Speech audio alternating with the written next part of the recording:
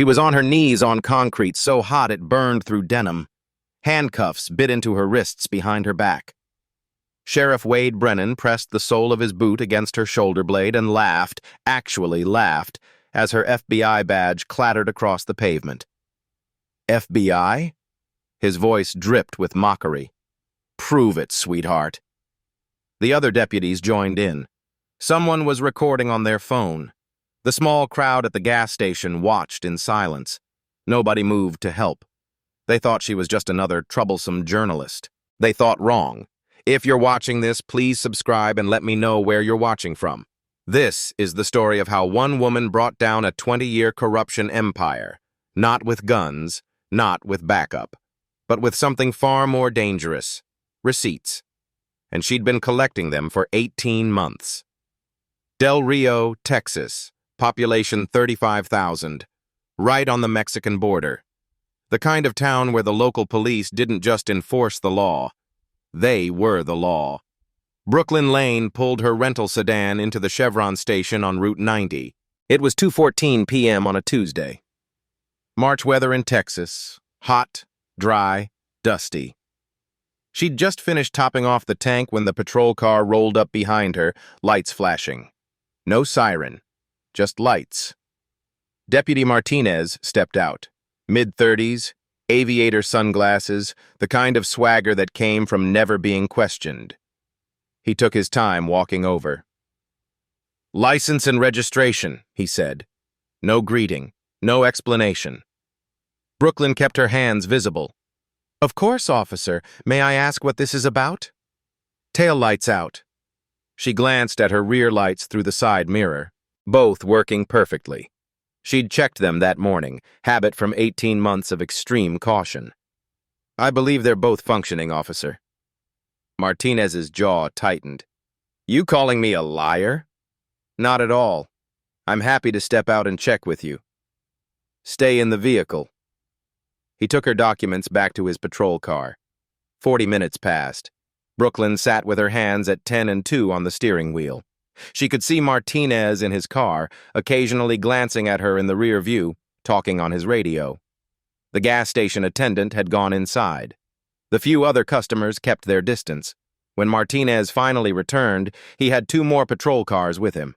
The third vehicle wasn't a patrol car. It was a black Ford F-250 with light bars and a sheriff's star on the door. Sheriff Wade Brennan stepped out like he owned the ground he walked on. 55 years old, sun-weathered skin, silver hair cropped military short. His badge sat crooked on his chest. Deliberately, Brooklyn noted. A power move. The kind of man who bent rules because he could. A small crowd had started to gather. A few locals, some truckers, a family with kids getting snacks, all watching. Brennan took Brooklyn's documents from Martinez without looking at them. Instead, he studied her through the driver's window. "Step out of the vehicle, ma'am."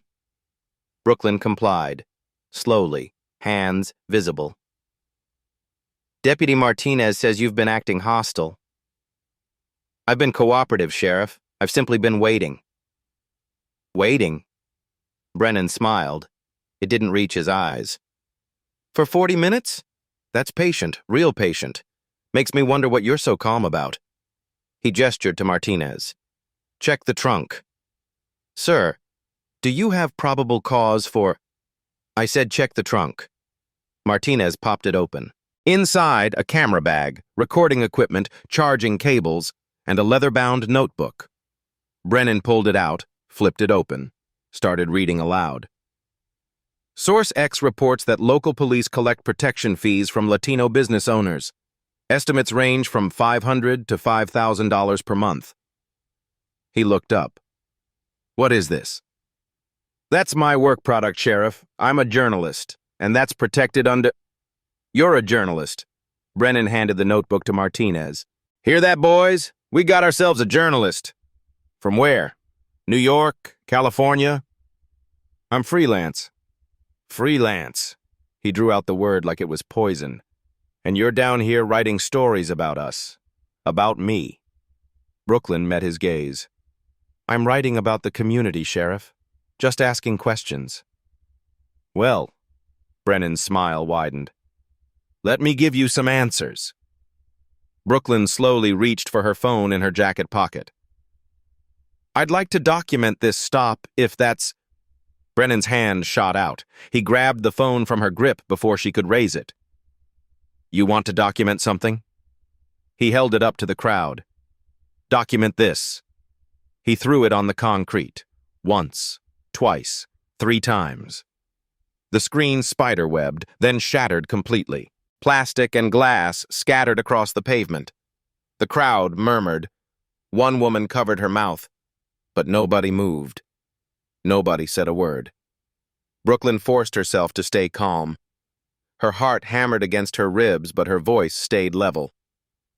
That's destruction of personal property. I'll need your badge number for the complaint I'm filing. Complaint? Brennan laughed, a sharp, ugly sound. You can file it from a cell. He nodded to Martinez. Cuff her. On what charge? Assaulting an officer. I haven't touched anyone.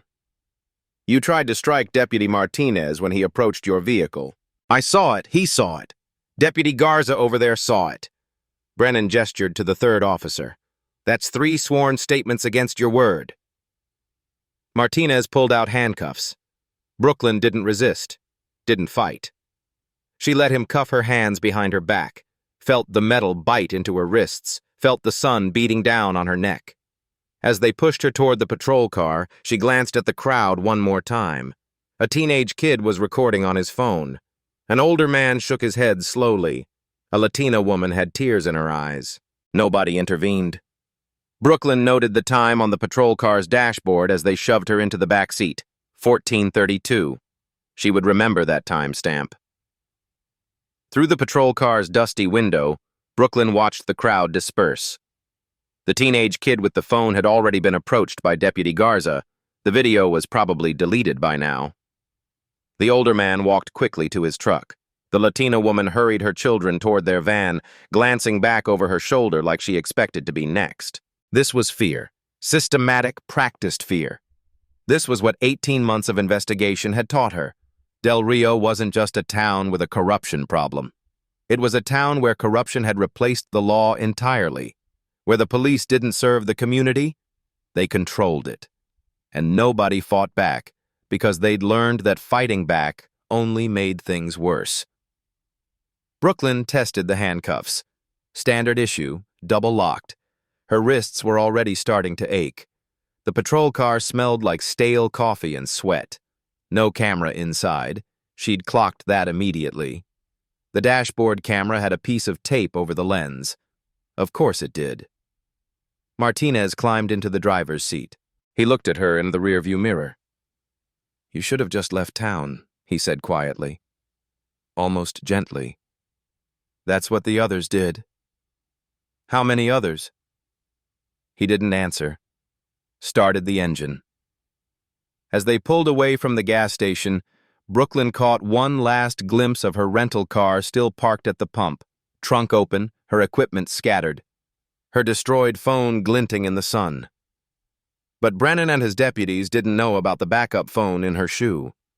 They didn't know about the micro recorder she'd been wearing in her bra strap for 18 months.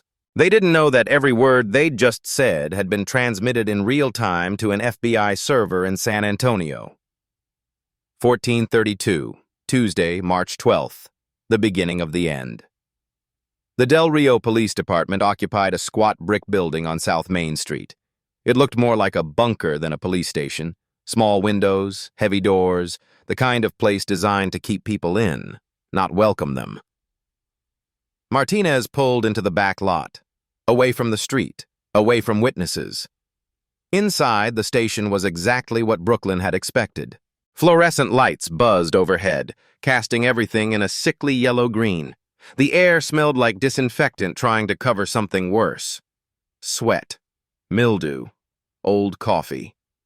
They walked her past the front desk, empty, nobody on duty, and down a narrow hallway. Linoleum floors, beige walls with water stains. Photos of past sheriffs lined one wall. Brennan's picture was in the center, larger than the others. He'd been sheriff for 23 years. 23 years of this. The interrogation room was at the end of the hall. Martinez opened the door and guided her inside. A metal table, 2 chairs, concrete walls, a camera mount in the corner, but no camera, just the empty bracket. Brooklyn filed that away. "Sit," Martinez said. She sat. The metal chair was cold even through her jeans. "I need to make a phone call. I'm entitled to—" "Phone system's down." Martinez didn't even try to make it sound convincing. "Might be back up in a few hours. Might not." He left her there, cuffed, alone. The door clicked shut. Heavy. Final. Brooklyn counted to 60, then looked around the room. No two-way mirror, too obvious. But there would be audio somewhere, maybe multiple sources. She scanned the ceiling corners, the light fixture, the air vent. There. A small black circle in the vent grating. Lens or microphone, probably both. She shifted in the chair, testing the handcuffs again. If she needed to, she could slip them. She'd been trained for that. But not yet. She needed to see how far they'd go, needed them to feel confident, needed them to talk. 18 months of building a case, and she was finally inside their house. The fluorescent lights buzzed. The air conditioning clicked on with a rattle. Somewhere down the hall, a door slammed. Brooklyn waited. She was very, very good at waiting. The door opened 90 minutes later. Sheriff Brennan walked in carrying a manila folder. He tossed it on the table. It landed with a slap that echoed off the concrete walls. He didn't sit, just stood over her, arms crossed. "You know what this is?" Brooklyn didn't answer. "This is your file, and it's interesting reading." He flipped it open. Brooklyn Lane, 29 years old. Last known address in Austin. No current employer listed. History of... He paused for effect. Activism. Protest arrests. Disorderly conduct. That file is fabricated. Is it? Brennan leaned down, hands on the table. Close enough that she could smell his aftershave. Or maybe you're just the kind of person who thinks rules don't apply to you, who comes into other people's towns and stirs up trouble. I'd like to contact my lawyer. Phone's still down. Then I'd like to speak with a superior officer, someone from the Texas Rangers, perhaps. Brennan smiled. You don't get it, do you? There's no cavalry coming. There's no one to call. You're in my house now. He pulled out the chair across from her and finally sat. Relaxed, like they were old friends having coffee. I've handled 8 women just like you, he said conversationally. Journalists, activists, bleeding hearts. They come down here thinking they're gonna save the poor immigrants, expose the corrupt small-town cops. You know what happened to them? Brooklyn kept her face neutral. They left, drove right back north with their tails between their legs, because they figured out real fast that nobody here wants to be saved, and nobody's gonna believe their little stories. He tapped the fabricated file. So here's what's going to happen. You're going to sign a statement admitting you filed a false report, and you're going to get the hell out of Texas. Or... He let it hang. Or what? Or you're going to see just how creative our justice system can be. Brennan opened the folder wider, turned it so Brooklyn could see. Inside were police reports. Booking photos, not of her, but of someone who looked similar enough in low resolution. Arrest records from Austin, Dallas, Houston. All fake. All professionally done. Let's see.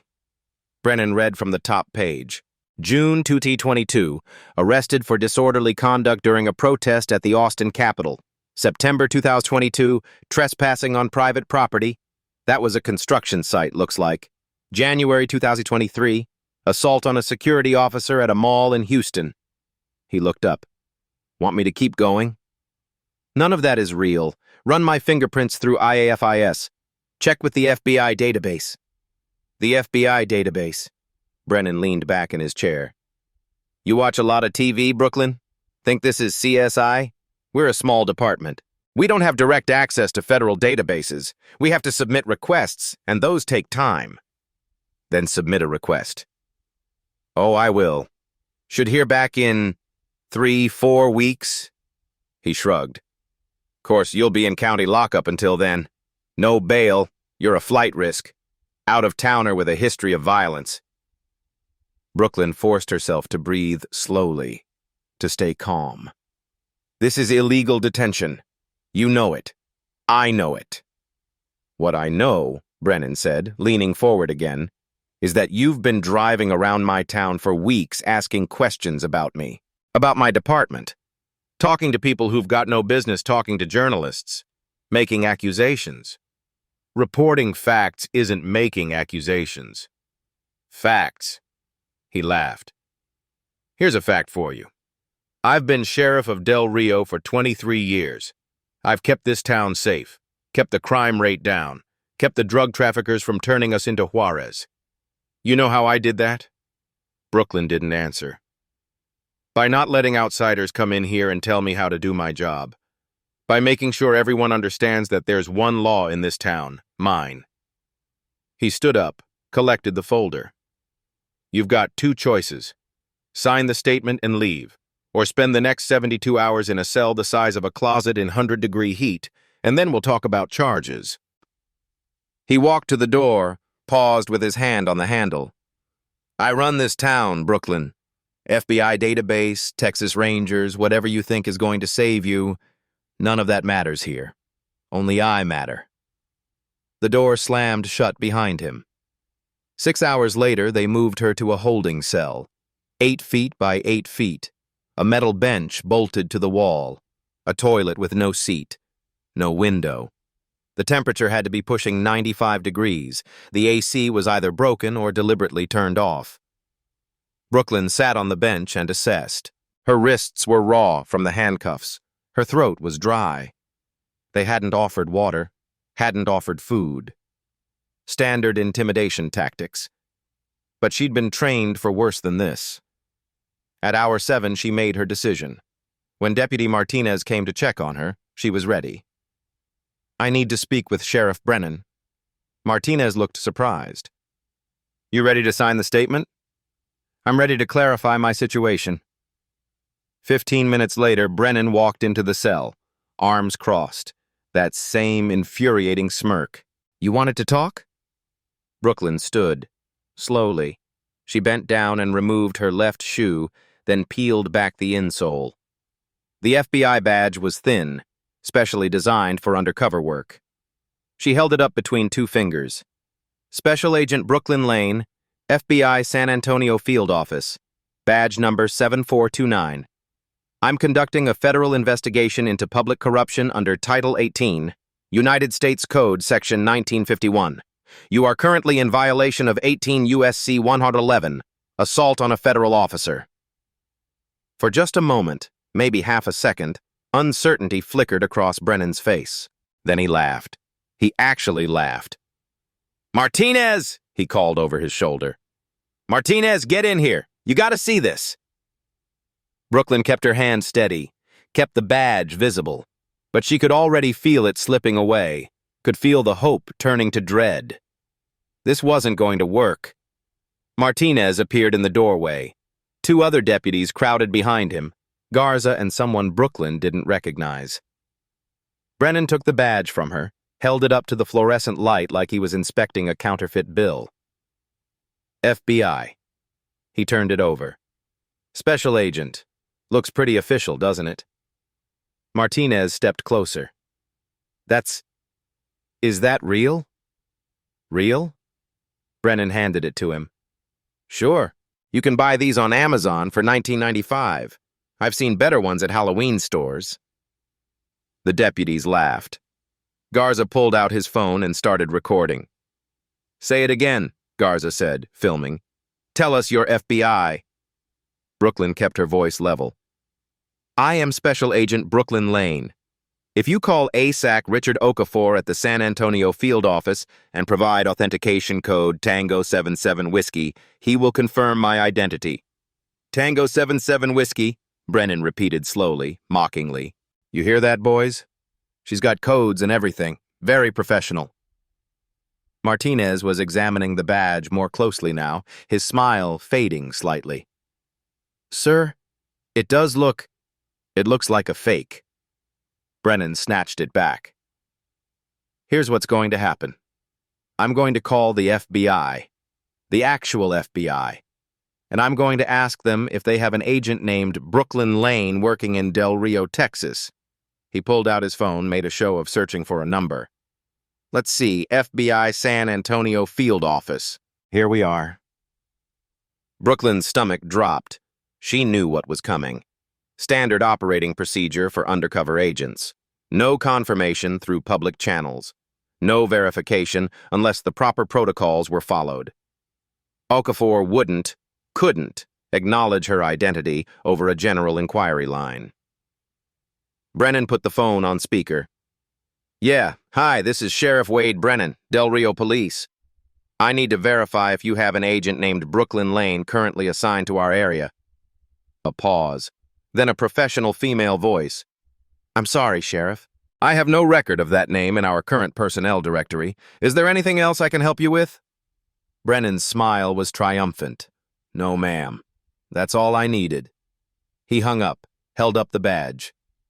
Amazon, 1995. They released her the next morning with a warning, 24 hours to leave Del Rio. Brooklyn didn't leave. Instead, that evening, she walked into the town council meeting at Del Rio Town Hall. Public forum. Open to all residents. She'd researched this. Texas open meetings law required public comment periods. They couldn't bar her without cause. The council chambers were small, maybe 60 seats, half of them filled. Local business owners, a few families, some elderly residents. They all turned to look when she entered. The woman who'd been arrested yesterday. Word traveled fast in small towns. Brooklyn took a seat in the back row. At the front table sat 5 council members. In the center, Mayor Linda Cortez. 60 years old, silver gray hair pulled into a tight bun, reading glasses on a chain. She wore a navy blazer and pearl earrings, the picture of respectable small-town authority. Sheriff Brennan sat in the front row, off to the side. Not officially part of the council, but clearly present as an observer. He spotted Brooklyn immediately. Smiled, waved with 2 fingers. The meeting dragged through routine business. Budget reports, zoning discussions, permit approvals. Brooklyn waited. Finally, Mayor Cortez announced public comments. Brooklyn stood, walked to the microphone at the center aisle. The room went quiet. State your name for the record, Cortez said coolly. Brooklyn Lane. I'm here to report an incident of illegal detention and destruction of property by the Del Rio Police Department. Murmurs rippled through the audience. Brennan's smile did not waver. Cortez removed her reading glasses, folded them carefully. Ms. Lane, the council is aware that you were detained yesterday on charges of assaulting an officer. If you have a complaint about your arrest, you're welcome to file a formal grievance through the appropriate channels. The appropriate channels would be this public forum, Mayor. I'm a journalist conducting research in your community, and You were arrested lawfully, Cortez interrupted. We've reviewed the incident report. Deputies Martinez, Garza, and Sheriff Brennan all witnessed your aggressive behavior. If you're dissatisfied with the outcome, you may appeal to the county court. I have evidence that... What evidence, Ms. Lane? Cortez's voice was silk over steel. The phone you claim was destroyed? We have no record of that. The camera equipment you say was seized? All returned to you this morning undamaged. Unless you have new information, I'm afraid this council cannot help you. Brooklyn held up her replacement phone. She'd bought it that morning. I can provide sworn testimony about... Testimony. Mayor Cortez smiled thinly. Ms. Lane, this is a town council meeting, not a trial. We don't take testimony here. Councilmember Garcia, sitting to Cortez's right, nodded. If you believe a crime has been committed, file a police report. File a police report with the department that detained me illegally? There was nothing illegal about your detention, Councilmember Rodriguez said from the left side of the table. You were arrested on probable cause, processed according to protocol, and released within 24 hours. That's standard procedure. Brooklyn looked around the room. The other residents were staring at their laps. Nobody met her eyes. She recognized one of them, the Latina woman from the gas station, the one who'd had tears in her eyes. Now she sat rigid, hands clasped tightly, looking at nothing. I understand that several other journalists have attempted to report on law enforcement activities in Del Rio over the past few years, Brooklyn said. What happened to them? They left, Mayor Cortez said simply. Just as you should. Because they were harassed? Because they realized there was no story here. Del Rio is a peaceful community. We've had the same sheriff for over 2 decades because he keeps us safe. Crime rates are low. Residents are satisfied. Cortez leaned forward slightly. If you're looking for corruption, Ms. Lane, you're looking in the wrong place. Sheriff Brennan stood up from his seat, turned to face Brooklyn directly. I think what Mayor Cortez is trying to say, he announced loudly enough for the whole room to hear, is that we don't appreciate outsiders coming here and making accusations, especially fake FBI agents. A few people laughed. Others shifted uncomfortably. This is your last warning, Cortez said. She picked up her gavel. Leave Del Rio, Ms. Lane. There's nothing for you here. She banged the gavel once, sharp, final. Meeting adjourned. The council members stood, began gathering their papers. Brennan walked toward the exit, pausing to pat one of the elderly residents on the shoulder, playing the good sheriff. Brooklyn remained at the microphone for a moment longer. Then she turned and walked out. Behind her, she heard whispers, felt the weight of eyes on her back. Nobody followed her. On the wall near the exit hung a banner, Del Rio, 20 years of safe community. She took a photo of it with her phone, evidence. The Del Rio Herald had shut down 5 years ago. The building still stood on East Garfield, windows papered over, a for-lease sign faded by sun and weather. Brooklyn found Carlos Ruiz in the parking lot behind it. He was working under the hood of a Chevy pickup, his mobile mechanic business, according to the magnetic sign on the truck's door. 38 years old, stocky build, grease stains on his hands and forearms. He looked up when her shadow fell across the engine block. Not taking new customers today, he said without looking at her face. I'm not looking for a mechanic. My name is Brooklyn Lane. I know who you are. He grabbed a wrench, adjusted something in the engine. Everybody knows who you are. The fake FBI agent who got arrested. I'm not fake. Don't matter what you are.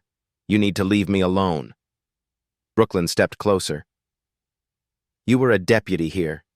Del Rio PD, 2019 to 2023. You were dismissed for insubordination. Carlos's jaw tightened. He slammed the hood shut. Who told you that? Public records.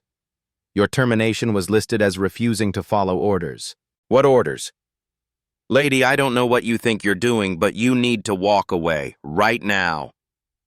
I know what you're trying to do. Carlos threw the wrench into his toolbox. Hard. You're trying to get me killed, or thrown in jail, or both. You think you're the first person to come sniffing around asking questions about Brennan? You think you're special? He grabbed a rag, wiped his hands. There were 8 before you. 8 journalists, activists, whatever. You know where they are now? Gone. Smart enough to leave while they still could. I'm not going anywhere. Then you're stupid. Carlos picked up his toolbox. And I can't help stupid people. It's bad for business, bad for my health. He walked toward his truck. Brooklyn called after him. I have a way to protect you. If you testify, testify. Carlos turned back. You want to die? Because that's what happens when you testify against Brennan. That's what happens when you break the code. He climbed into his truck, started the engine. Brooklyn pulled out her FBI badge, the real one, held it up. Carlos looked at it through the windshield. His expression didn't change. He drove away.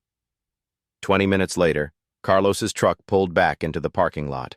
He sat behind the wheel for a long time before getting out. When he finally did, he looked older, tired. "Let me see that badge again." Brooklyn handed it over. He examined it carefully this time, front and back, ran his thumb over the seal. "You really FBI?" "Yes." "And you've been here 18 months?" "Undercover, building a case." Carlos handed the badge back, leaned against his truck. "Okay, I'll talk, but not here." They drove separately to a rest stop 15 miles outside town. Picnic tables, vending machines, empty at 4 in the afternoon. Carlos bought a Coke from the machine, drank half of it before he spoke. "The system works like this," he said quietly. "Brennan and his deputies stop migrants, anyone who looks like they might be undocumented. They threaten deportation unless they pay. $5,000 per person. If they can't pay, they get forced to work. Ranches, construction, cleaning houses, no wages, work off the debt." Brooklyn had her phone out, recording audio. "How long has this been going on?" "Long as I was there. Probably longer. 20 years, maybe." "And the money goes where?" "Offshore accounts. Cayman Islands. Brennan's got a whole setup. He keeps records, old school, paper ledger, names, amounts, dates, everything documented." "Where's the ledger?" "Safe in his office. Only 2 people have keys, Brennan and Mayor Cortez." "You've seen it?" "Once, before I figured out what I was looking at." Carlos crushed the empty Coke can. "That's when I started asking questions. That's when Brennan labeled me a problem. 3 weeks later, I was fired for insubordination." "Will you testify?" "Against Brennan? Against the whole department?" He shook his head. "They'll kill me." "Not if you're in federal protection. Witness security program, new identity, new location, full—" "I have a family," Carlos interrupted. "A wife, 2 kids. You asking me to uproot their entire lives?" Brooklyn met his eyes. "I'm asking you to help me stop this, before there's a 48th victim." Carlos stared at the horizon. The sun was starting to set, orange and pink bleeding across the Texas sky. "Give me time to think," he finally said. "Before you go," Brooklyn said, "I need you to understand something. Everything I do, everything I record, it's backed up in real time to FBI servers. I have equipment they don't know about."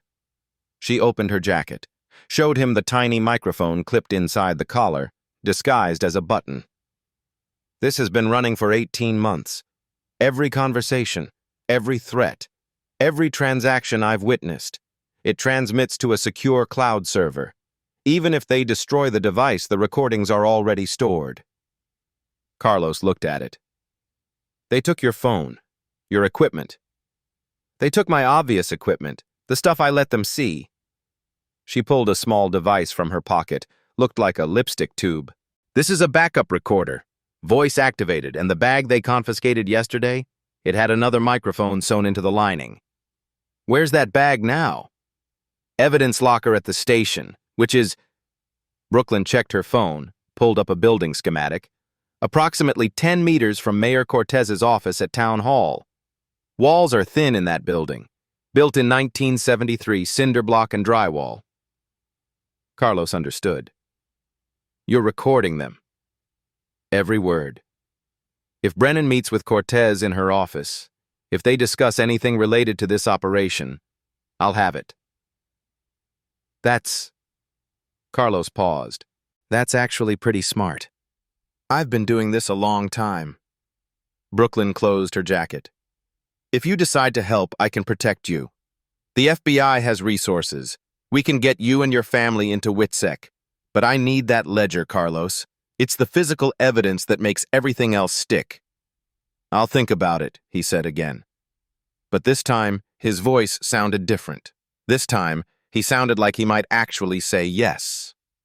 That night, Brooklyn parked 3 blocks from Town Hall. Good sightline to the building, dark enough to be invisible. The town council meeting had ended at 7. Most of the building's lights were off now. But on the second floor, one window remained lit, Mayor Cortez's office. Brooklyn put in her earpiece, connected to the remote monitoring feed from the microphone in her confiscated bag. The signal was weak but functional. She could hear rustling, movement in the evidence room, then voices, faint, getting closer. She turned up the gain. Footsteps on tile. A door opening. The sound quality improved. They were in or near Cortez's office now. Brennan's voice. "We need to talk about the Lane woman." Brooklyn adjusted the frequency, pulled out a legal pad and pen, started making notes with timestamps. This was it. This was what she'd been waiting for. The evidence room was 10 meters from Cortez's office. The microphone wasn't in the same room where they were talking, but it was close enough. Voices carried through the old building's thin walls, through the ventilation system. Close enough to hear, close enough to record. Brooklyn watched the lit window, saw shadows moving behind the blinds. 2 figures. She pressed record on her backup device. Belt and suspenders. The primary feed was already streaming to the FBI server, but she always kept local copies too. "Start talking," she whispered. In the town hall, Brennan and Cortez began to discuss how to handle her, and Brooklyn Lane recorded every single word. The audio crackled, then cleared. Brennan's voice. "The journalist is handled. Scared her off. She'll be gone by tomorrow." Cortez. "You're sure?" She seemed persistent at the council meeting. "Trust me, they always leave." The fake FBI badge was a nice touch, though. I'll give her credit for creativity. A pause. Papers rustling. Cortez. "Did she actually have evidence?" "Nothing that matters. Some notes, a broken phone. Martinez confiscated her recording equipment. It's in evidence lockup now. She's got nothing." "Good." Cortez's voice was crisp, businesslike. "We can't afford another incident like 2021. That reporter from Houston nearly doesn't count. He left. They all leave." Brooklyn wrote faster. Her hand was cramping, but she didn't stop. Brennan again. "Speaking of business, next group arrives Tuesday. 15 people. That's 5,000 each." Cortez. 75,000. Split 2 ways. 37.5 apiece. I'll make the deposit Wednesday night. Usual account? Cayman, yes. Same routing number as last time. Brooklyn felt her heart racing. This was it. Direct admission, money laundering, extortion, conspiracy, all recorded, all time-stamped. She checked her phone. The primary transmission was still active. The data was flowing to the FBI server in real time. Even if Brennan found her right now, even if they destroyed every device she had, this conversation was already preserved in federal databases. Evidence. Admissible, undeniable evidence. "Make sure Martinez keeps a low profile for a few weeks," Cortez continued. "After that scene at the gas station, we don't need attention." "He's solid. All my guys are solid." "They'd better be. We've built this operation for 2 decades. I won't see it destroyed by some journalist with a notebook." "You won't," Brennan said. "I promise you that." The recording continued. Brooklyn kept writing. At midnight, Brooklyn used her encrypted phone to call ASAC Richard Okafor. He answered on the second ring. "Lane, status report." "Sir, I have confession on tape. Brennan and Mayor Cortez discussing extortion payments. $75,000 from a new group arriving Tuesday. Direct mention of Cayman Island accounts." A pause. That's exactly what we need. Excellent work. "I also have a potential witness. Former deputy Carlos Ruiz. He's seen the ledger, knows the system inside and out. If I can convince him to testify..." "No," Okafor's voice was firm. "Abort the operation. Extract immediately." Brooklyn froze. "Sir, you've been compromised. They know you're investigating. The situation is too dangerous. We'll use the recordings you've already collected and build the case from Washington." "With respect, sir, I'm this close to getting the physical ledger. That's the smoking gun. That's what makes this case airtight. Agent Lane, that's an order. Extract within 48 hours. Something in his voice was off. Too quick. Too eager to shut down the investigation when they were on the verge of breakthrough. "Understood, sir," Brooklyn said. But she didn't understand. She ended the call and sat in her car, staring at the dark town hall building. Her instincts were screaming. Something wasn't right. 3 hours later, at 3:47 a.m., Brooklyn's phone buzzed. Text from Carlos. "They know. Brennan just called me. Asked about the FBI woman. You've been compromised. Get out." Brooklyn's blood went cold. She called him immediately. He answered, whispering. "How did they know to contact you?" Brooklyn asked. "I don't know. I was careful. Nobody saw us at the rest stop." "What exactly did Brennan say?" "He said, 'I know you met with the Lane woman today. I know what she's trying to do. If you talk to her again, you're done in this town. You and your family.'" Carlos's voice was shaking. "Brooklyn, he knew the timing. He knew where we met. Someone told him." "Who else knew about our meeting?" "Nobody. Just you and me." Brooklyn's mind raced. She'd reported to Okafor at midnight. 3.5 hours later, Brennan knew about Carlos. No, that wasn't possible. She pulled up her encrypted email on her phone, logged into the FBI internal system using her emergency access credentials, found her recent reports to Okafor. Then she saw it. Okafor had forwarded her last 3 briefings, not to FBI leadership in Washington, to District Attorney Paul Hendricks, and Hendricks had CC'd someone with a Del Rio PD email address. The leak wasn't coming from Carlos. The leak was coming from inside the FBI. Brooklyn scrolled through the email chain. It was all there. Every report she'd filed for the past 6 months, every piece of intelligence, every witness interview, all forwarded from ASAC Okafor to DA Hendricks with subject lines like FYI and for your awareness. And Hendricks had been forwarding them to someone identified only as WB at delriopd.gov. Wade Brennan. The corruption didn't stop at the Del Rio city limits. It ran through the district attorney's office. It ran through the FBI regional office. Brooklyn felt sick. She clicked on Hendricks's profile, saw his bio. Born in Del Rio, graduated from Del Rio High School, served as assistant DA before being appointed district attorney for Val Verde County. Then she found the family connection. Hendricks's mother was Elena Cortez Hendricks, sister to Mayor Linda Cortez. They were family. Of course they were. And Okafor? She dug deeper, found donations to his re-election campaign for some local board position he held. Significant donations from a PAC that, when she traced it, led back to shell companies registered in Cayman Islands, the same offshore network Brennan used. Brooklyn sat back in her car seat, stared at the ceiling. She'd been operating under the assumption that the corruption was local, a small-town problem. But this was bigger. This was a network.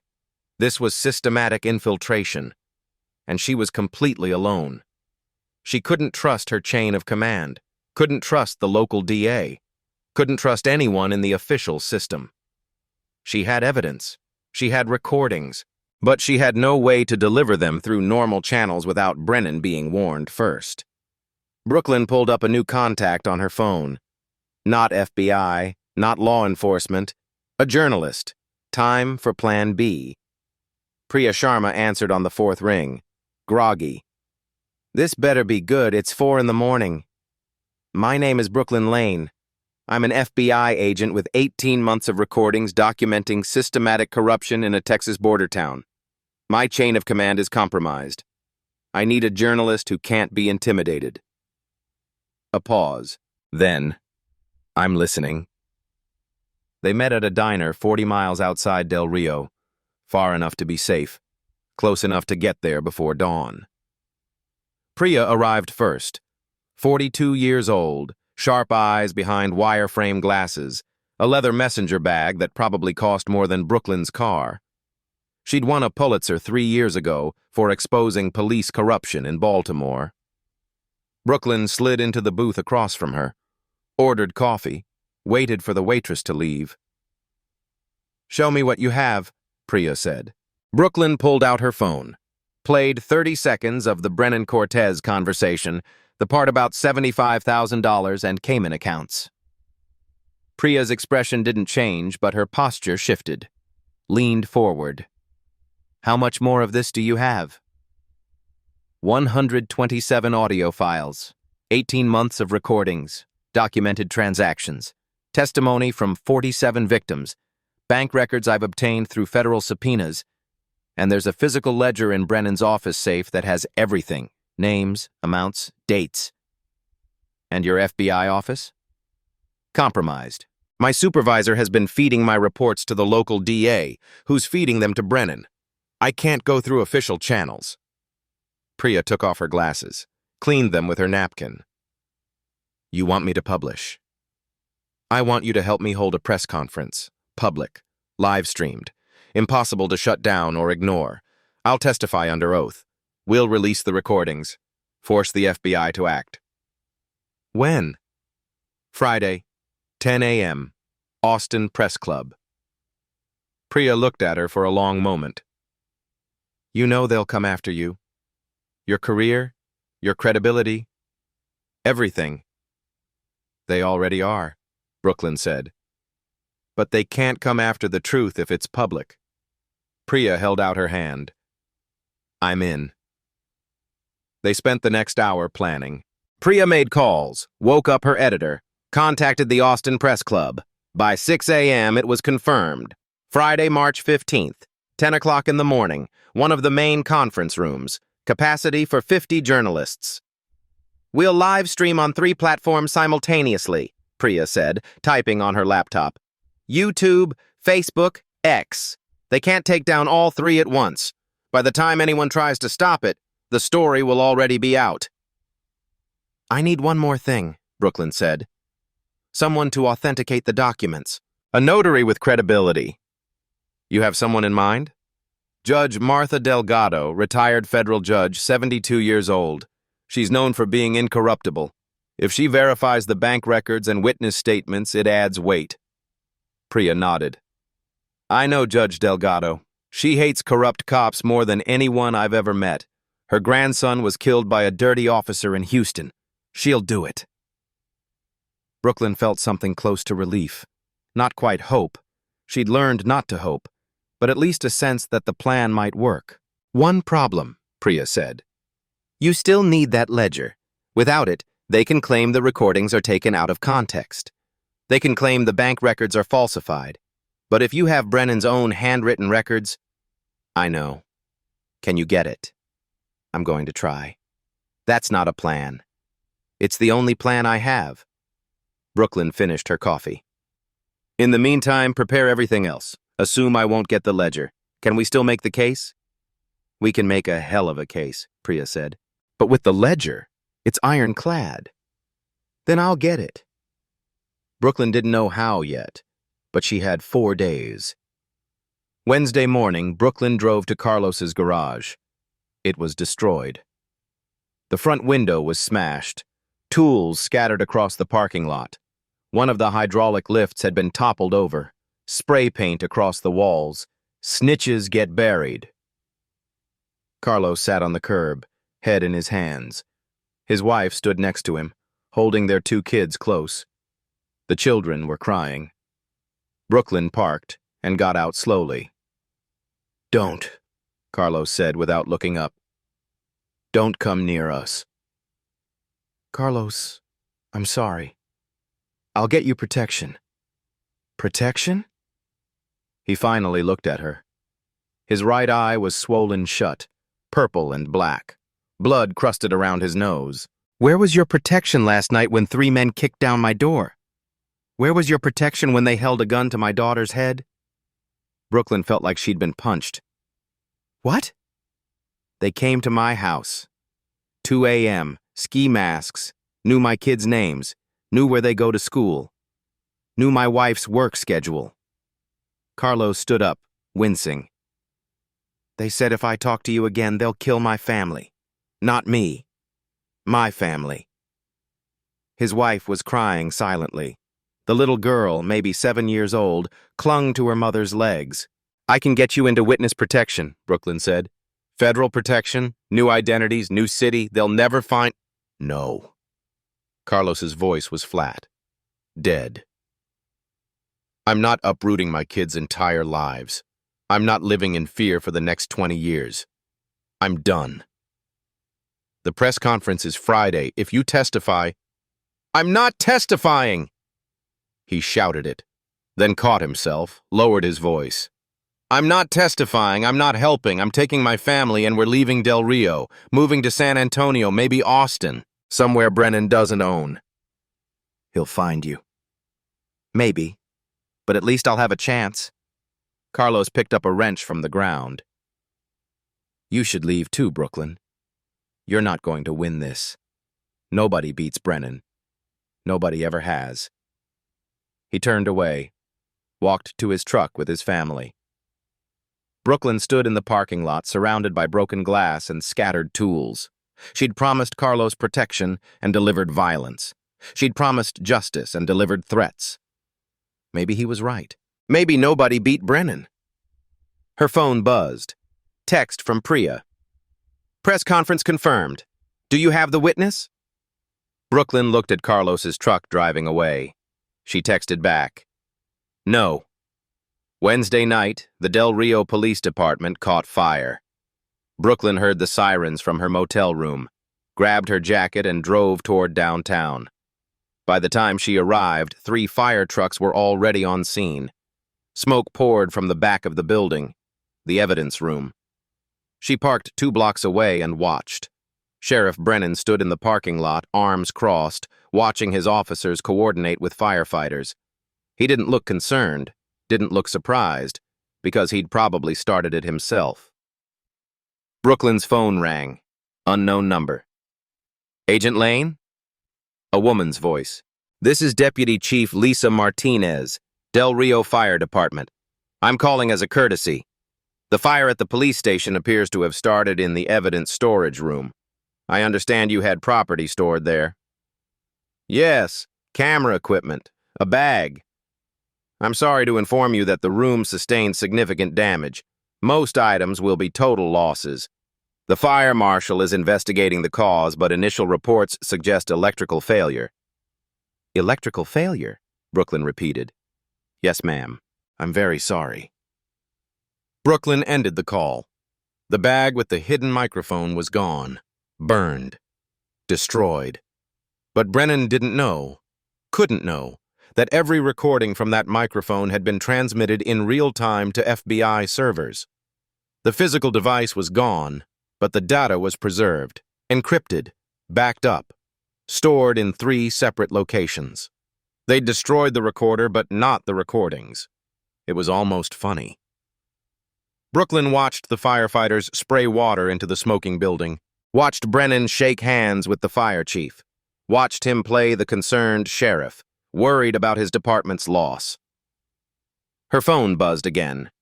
This time a text from a number she didn't recognize. You have 24 hours to leave Del Rio. If you're still here Friday morning, there will be consequences. This is your final warning. No signature. Didn't need one. Brooklyn deleted the text, put her phone away. She wasn't leaving. Not now, not ever. They'd threatened her, arrested her, mocked her, destroyed her evidence, attacked her witness, but they hadn't stopped her, and tomorrow she was going to start pushing back. But first, she needed to survive tonight. Because if they were sending threats like this, it meant they were planning something worse. Brooklyn drove back to her motel, didn't sleep, sat in her car in the parking lot with the doors locked and her backup phone on the seat next to her, waiting. Thursday morning, the local news ran the story. Brooklyn saw it on the television in the motel breakfast area, the Del Rio morning show. A perky anchor with too much makeup smiled into the camera. In local news, District Attorney Paul Hendricks announced yesterday that a woman claiming to be an FBI agent has been harassing local law enforcement. Authorities say the woman, identified as Brooklyn Lane, has been presenting a fake badge and making false accusations against Sheriff Wade Brennan and his department. Cut to footage of Hendricks at a press conference, suit and tie, American flag in the background, the picture of official authority. "We take these allegations very seriously," Hendricks said gravely.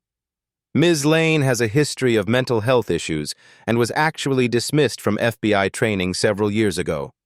She's been impersonating a federal agent, which is itself a serious crime. We're currently working with the real FBI to bring charges." Brooklyn's hands clenched around her coffee cup. Mental health issues. Dismissed from training. All lies. All documented in fake records that would take weeks to disprove through official channels. And by then, the damage would be done. Her phone rang. "Priya, have you seen the news?" "I'm watching it now. They're trying to destroy your credibility before Friday, and it's working. My editor just got a call from ProPublica's legal team. They're concerned about liability, publishing accusations from someone who might be mentally unstable." "I'm not mentally unstable. Those records are fabricated." "I know that, but proving it takes time. And we don't have time." Priya paused. "Brooklyn, there's a chance they might pull the press conference. Too much legal risk." "They can't. They can. They might." Brooklyn closed her eyes. "Then we do it anyway. Just you and me. We live stream it ourselves. No official venue, no corporate backing, just the truth. That's career suicide for both of us. Better than letting them win." Silence on the line. Then, "Friday, 10 a.m. I'll send you the location." Thursday afternoon, Brooklyn returned to her motel room and found the door open. Not kicked in, not forced. Opened with a key. Someone had access. The motel manager? A deputy with a warrant? Or just Brennan's people paying for information? Didn't matter. Brooklyn drew her service weapon, a Glock 19 she'd kept hidden in her jacket, and swept the room. Empty, but thoroughly searched. Mattress flipped, drawers opened. Her suitcase unzipped and contents scattered. Her backup laptop was gone. She'd kept it under the bathroom sink, wrapped in a towel. Not the world's greatest hiding spot, but enough to fool a casual search. They'd been thorough. Brooklyn holstered her weapon and assessed. The laptop was encrypted with 256-bit AES encryption. Even with top-level decryption tools, it would take months to crack, maybe years. And she'd set it to wipe after 10 failed password attempts. So the data was probably safe. But they'd sent a message. "We can get to you anywhere. We know where you sleep. We can reach you whenever we want." Brooklyn grabbed what was left of her belongings, stuffed everything into her suitcase, checked out at the front desk. The manager wouldn't meet her eyes, confirmation that he'd been the one who'd given them access. She couldn't stay in Del Rio. Too exposed. She drove to a different motel in Eagle Pass, 30 miles west. Paid cash. Registered under a fake name. Parked her car 2 blocks away instead of in the motel lot. Then she sat on the edge of the scratchy motel bed and did something she rarely allowed herself to do. She questioned whether this was worth it. 47 victims. 20 years of corruption. Justice. Was it worth her life? Yes. Yes, it was. At 11:47 p.m. Thursday night, Brooklyn received an email, sent from a burner address, routed through multiple proxies, untraceable. Subject line, final warning. Body, leave Del Rio by midnight Friday or you will not leave alive. This is not a threat. This is a promise. We know where you are. We know what you're planning. The press conference will not happen. You will not testify. You will disappear and nobody will care. Your choice. Drive away tonight or get carried away in a bag. You have 13 hours. No signature, no details, just cold, clinical certainty. Brooklyn read it 3 times. Her hands were shaking slightly. Not fear, well, not just fear, adrenaline. Her body preparing for fight or flight. She'd been threatened before.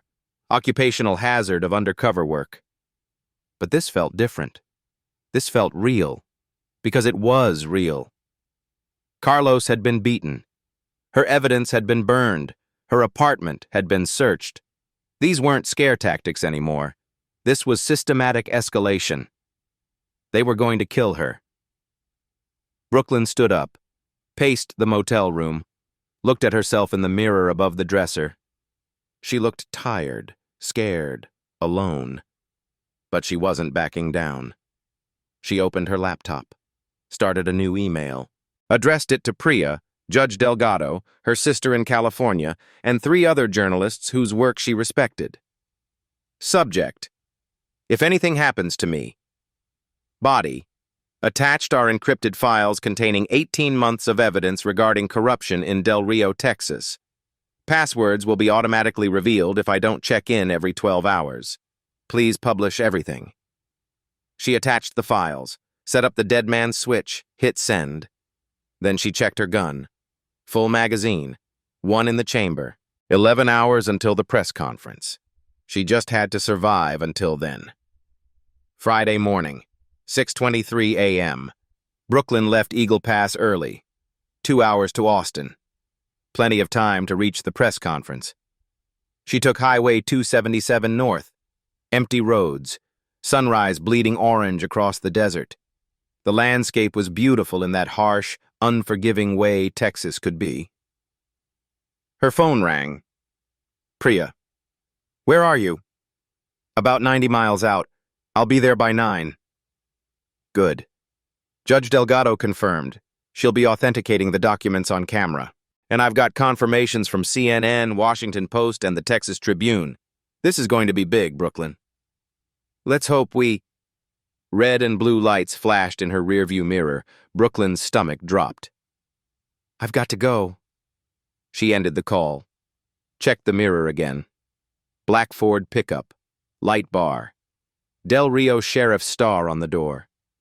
They were 120 miles outside Del Rio. Outside their jurisdiction. This wasn't a traffic stop. This was an abduction.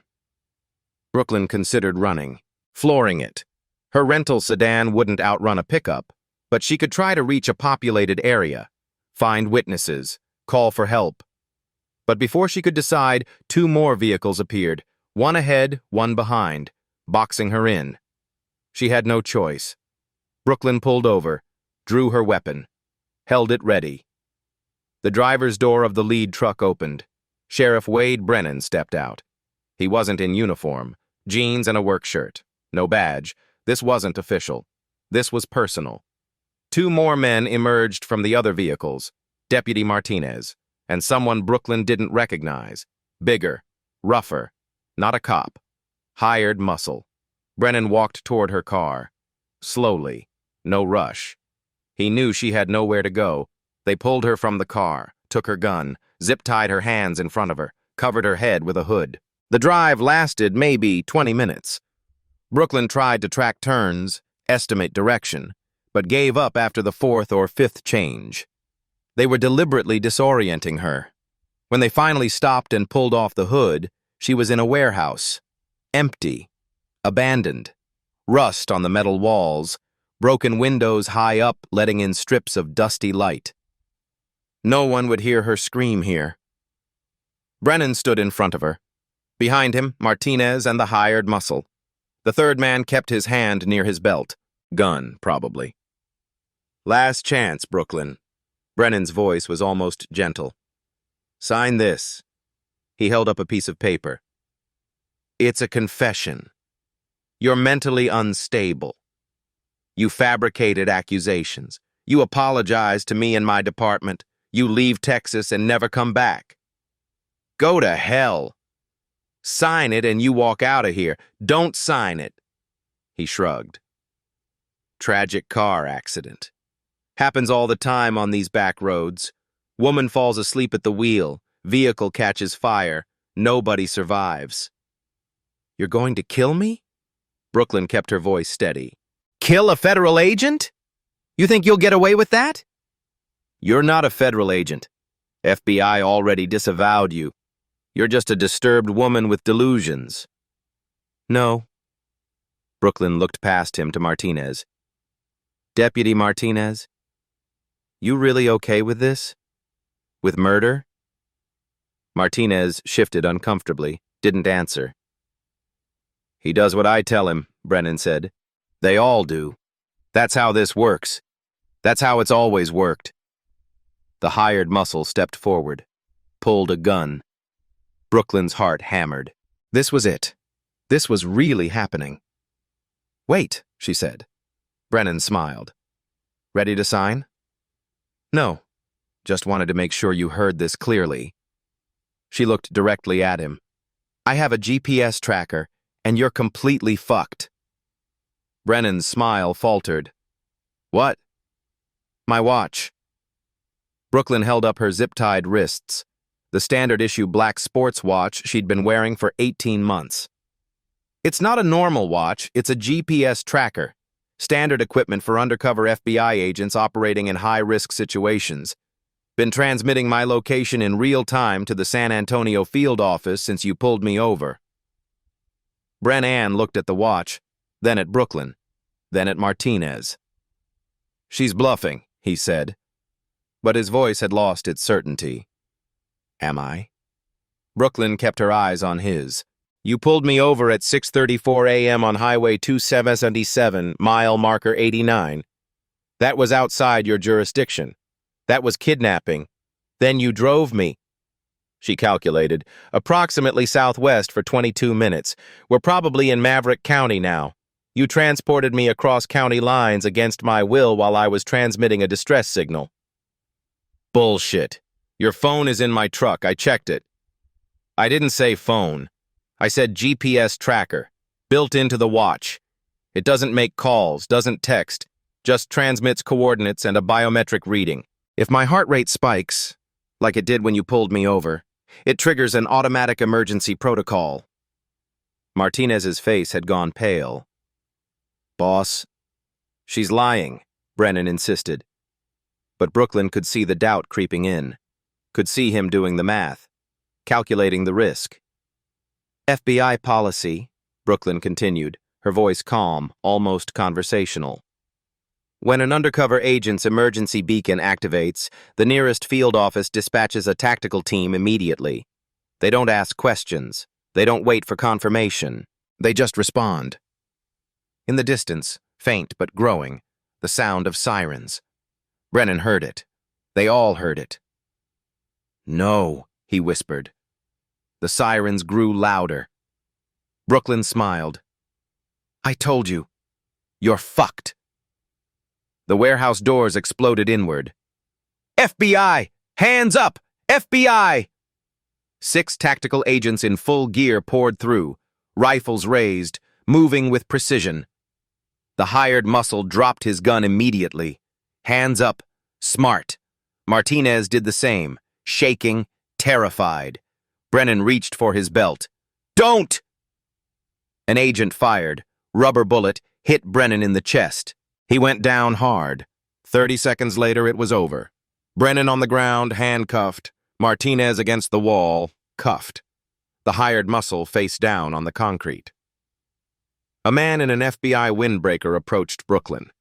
50s, silver hair, calm eyes. Special Agent Lane? He cut her zip ties with a knife. I'm Agent Marcus Cole, Houston Field Office. You okay? Brooklyn rubbed her wrists. I'm fine. How did you...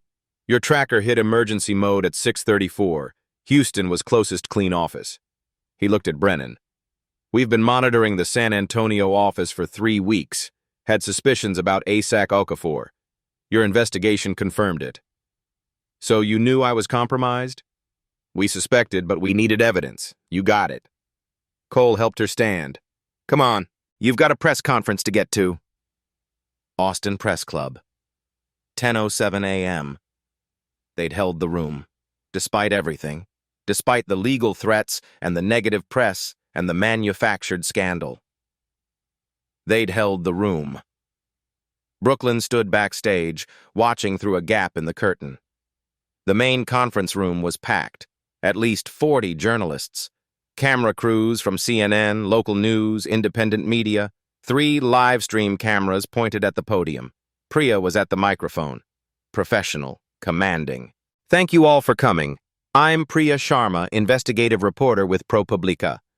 What we're about to present is the result of an 18-month federal investigation into systematic corruption, extortion, and money laundering in Del Rio, Texas. Murmurs from the crowd. The evidence includes over 100 audio recordings, financial documents, and testimony from 47 victims. It implicates local law enforcement, a sitting mayor, and a district attorney.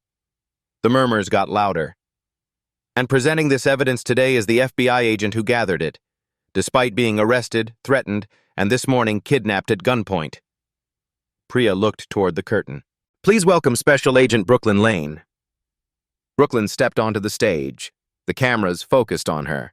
The live stream counters were climbing. 20,000 viewers, 30,000, 50,000. She walked to the podium. Brooklyn adjusted the microphone, looked directly at the cameras. My name is Brooklyn Lane. I'm a special agent with the Federal Bureau of Investigation, badge number 7429, currently assigned to the San Antonio field office. She held up her badge, the real one, on camera, undeniable. For the past 18 months, I've been conducting an undercover investigation into Operation Border Justice, a systematic extortion ring targeting undocumented immigrants in Del Rio, Texas. The operation is run by Sheriff Wade Brennan and Mayor Linda Cortez, with the assistance of multiple deputies and the complicity of District Attorney Paul Hendricks. A reporter raised her hand. How do you know? I have 127 audio recordings documenting the operation. I have financial records showing offshore accounts in the Cayman Islands. I have testimony from 47 victims who were extorted for amounts ranging from $3,000 to $10,000 each. Brooklyn pulled out a USB drive, held it up. This contains everything. And it's also been provided to the FBI director, the Justice Department, and 3 major news organizations. There's no containing this anymore. She paused. The corruption ends today. Priya stepped back to the podium. We're now going to play one of those recordings. This conversation took place Wednesday, March 13th, between Sheriff Brennan and Mayor Cortez in the mayor's office at Del Rio Town Hall. She nodded to a technician. The audio played through the speakers. Brennan's voice, crystal clear. Next group arrives Tuesday. 15 people. That's 5,000 each. Cortez. 75,000, split 2 ways. 37.5 apiece. I'll make the deposit Wednesday night. Usual account? Cayman, yes. Same routing number as last time. The room went silent. Priya put up a slide on the screen behind her. Bank records, account numbers, transaction histories. These are the Cayman accounts referenced in that recording. Over the past 5 years, more than $4.2 million have been deposited. We've traced the sources back to Del Rio and confirmed they match the testimony of victims. Another slide. A ledger page. Handwritten entries. Names, amounts, dates. This is from Sheriff Brennan's personal safe, seized this morning by FBI agents. It contains records going back 20 years. Flash bulbs popped. Journalists typed frantically. The evidence was undeniable. We also have footage, Priya said, from this morning's arrest. The screen changed. Video from a police body camera. Sheriff Wade Brennan in handcuffs, being walked out of the warehouse by FBI agents. His face was bruised from the rubber bullet. His expression was pure fury. An agent read him his rights. You have the right to remain silent. Anything you say can and will be used against you in a court of law. Cut to Brennan being loaded into an FBI vehicle. Cut to the motorcade arriving at FBI San Antonio headquarters. Cut to Brennan being perp-walked through a crowd of cameras, hands cuffed behind his back, FBI windbreaker thrown over his shoulders. Sheriff Brennan has been charged with extortion, money laundering, conspiracy, kidnapping of a federal officer, and obstruction of justice, Priya said. He's being held without bail pending trial. More footage. Mayor Linda Cortez being arrested at Del Rio Town Hall, agents leading her out in handcuffs while town employees watched in shock. The video switched to live footage from Del Rio. A crowd had gathered outside the police station. Some people were crying, others were cheering. An elderly Latina woman held a sign, "Justice for Maria." Another sign, "We were afraid to speak. Now we can." The system was collapsing, and the whole country was watching. A CNN reporter stood up. "What about District Attorney Hendricks?" Brooklyn took the microphone back. "DePaul Hendricks has been charged federally with obstruction of justice and conspiracy. We have evidence that he received reports about this investigation from a compromised FBI supervisor and forwarded them to Sheriff Brennan, effectively acting as a mole within the justice system." More gasps. ASAC Richard Okafor of the San Antonio field office has been suspended pending an internal investigation into his role in leaking classified information. We believe the corruption extended beyond Del Rio into federal law enforcement. Priya added, "Mayor Cortez was arrested while attempting to delete files from her office computer. FBI forensics teams have recovered the data. It includes financial spreadsheets matching the ledger entries, communication logs with Brennan, and correspondence with offshore banking officials." On screen, footage of Cortez in an interrogation room, stone-faced, refusing to speak. "Deputy Martinez has agreed to cooperate with investigators," Brooklyn said. "He's providing testimony about the operation's inner workings in exchange for a reduced sentence. 9 other officers from the Del Rio Police Department have been suspended pending investigation." A reporter from the Texas Tribune raised her hand. "How many victims in total?" "We've identified 47 victims willing to testify, but we believe the actual number is much higher, possibly hundreds over the past 2 decades. And they're all safe? They're all being protected. Federal witness protection for those who need it. Immigration relief for those who qualify. And we're working on getting them justice." 3 months later. Del Rio looked different now, not physically, same buildings, same streets, same Texas heat. But the atmosphere had changed. People walked differently, looked you in the eye. Fear had lifted. The new sheriff was the woman named Rosa Mendez, 43 years old, born in Del Rio. She'd been one of Brennan's victims back in 2019, extorted for $5,000 after being stopped on a fabricated traffic violation. Now, she wore the badge. Brooklyn attended the swearing-in ceremony at Town Hall, same building where Mayor Cortez had tried to shut her down 3 months ago. Different energy entirely. "I swear to uphold the Constitution of the United States and the laws of the state of Texas," Rosa said, hand on a Bible, "and to serve the people of Del Rio with integrity, transparency, and justice." The crowd, easily 200 people, applauded. The interim mayor, appointed by the governor after Cortez's arrest, stepped to the microphone. "Sheriff Mendez will be overseeing comprehensive reforms. All officers will be retrained. Body cameras will be mandatory on every shift. An independent civilian review board will investigate complaints. And we're implementing quarterly audits of all department finances." More applause. Brooklyn stood in the back, watching. Agent Cole from Houston was next to her. "You did good work," he said quietly. "We did good work. Your team saved my life." "That's the job." He paused. "Speaking of which, Director wants you in Washington. They're creating a new task force. Public corruption, focus on border regions. They want you to lead it." Brooklyn was quiet for a moment, watched Rosa Mendez shake hands with community members, saw children running around, laughing, saw people who'd been silent for years now speaking freely. "I'll think about it," she said, but she already knew her answer. This was just the beginning. The compensation fund was established 6 weeks after the arrests. $8.7 million.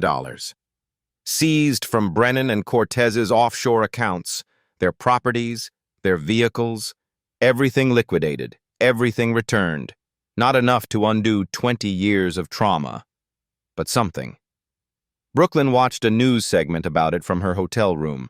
A reporter interviewed several of the victims, a man named Jorge, They took $5,000 from me in 2021. Said if I didn't pay, they'd deport my wife. I worked 3 jobs to come up with that money. Now I'm getting it back. Plus interest. I don't have words. A woman named Anna. I was too afraid to even report it. Thought nobody would believe me. Thought they'd just hurt me worse. But Agent Lane believed us. She listened. The reporter turned to the camera. The compensation fund has paid out to 43 of the 47 identified victims so far.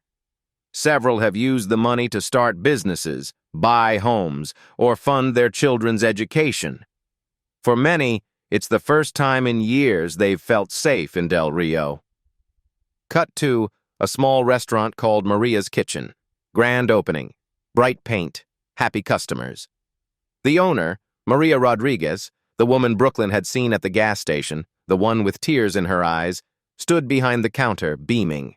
I always wanted to open a restaurant, she told the camera, but I never had the money.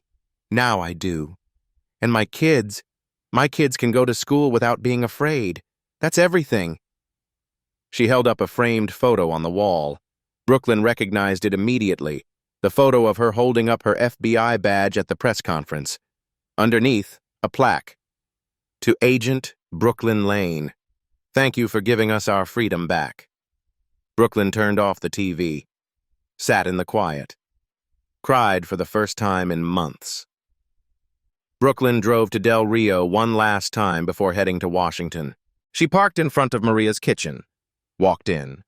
The lunch rush was winding down, families finishing their meals, the smell of homemade tortillas and carne asada, music playing softly from a radio. Maria looked up from the counter, her eyes widened. Agent Lane. Just Brooklyn. Maria came around the counter, pulled Brooklyn into a hug, tight, genuine. Thank you, she whispered. Thank you for not giving up. You don't have to thank me. Yes, I do. Maria pulled back, kept her hands on Brooklyn's shoulders. For 5 years, I was afraid. Every day. Afraid they'd come for more money. Afraid they'd hurt my children. Afraid to speak. Afraid to exist. Her eyes were wet. Now my daughter tells me she wants to be an FBI agent. Like you. She wants to help people. Brooklyn felt her throat tighten. You were the brave one, she managed. You testified. That took courage. You gave me permission to be brave. Maria smiled. Lunch is on the house. Sit, eat. Brooklyn sat. For the first time in 18 months, she felt like she could breathe. Brooklyn sat at the counter, eating Maria's food, watching the restaurant bustle with life. And she thought about justice. Not the Hollywood version. Not the version where the hero rides in on a white horse and everything's fixed in 90 minutes. Real justice. Slow. Complicated. Messy. The kind of justice that takes 18 months of recording conversations, that requires patience and paperwork and backup plans, that demands you trust the system even when the system is broken. But it works. Sometimes, against all odds, it actually works. Justice isn't always fast, it isn't always easy, but when it comes, it's unstoppable.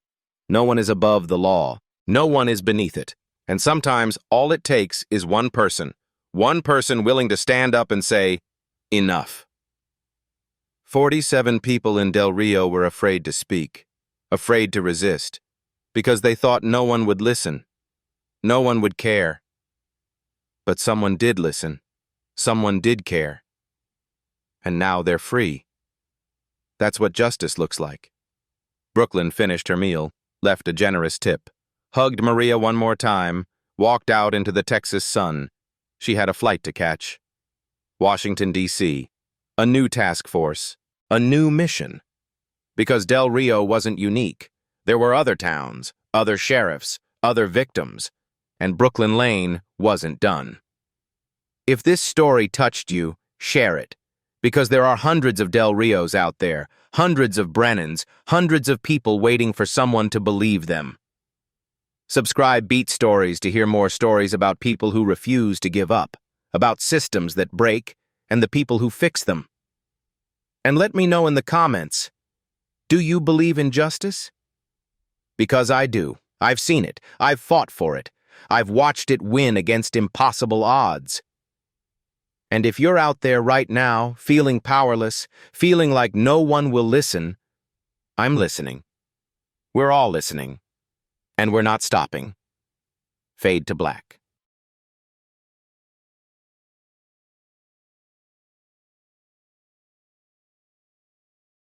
This isn't the end of the story. It's the beginning of what happens when truth meets visibility. At Beat Stories, we believe exposure is the first step to transformation. Subscribe and stay tuned, because the next story might be yours.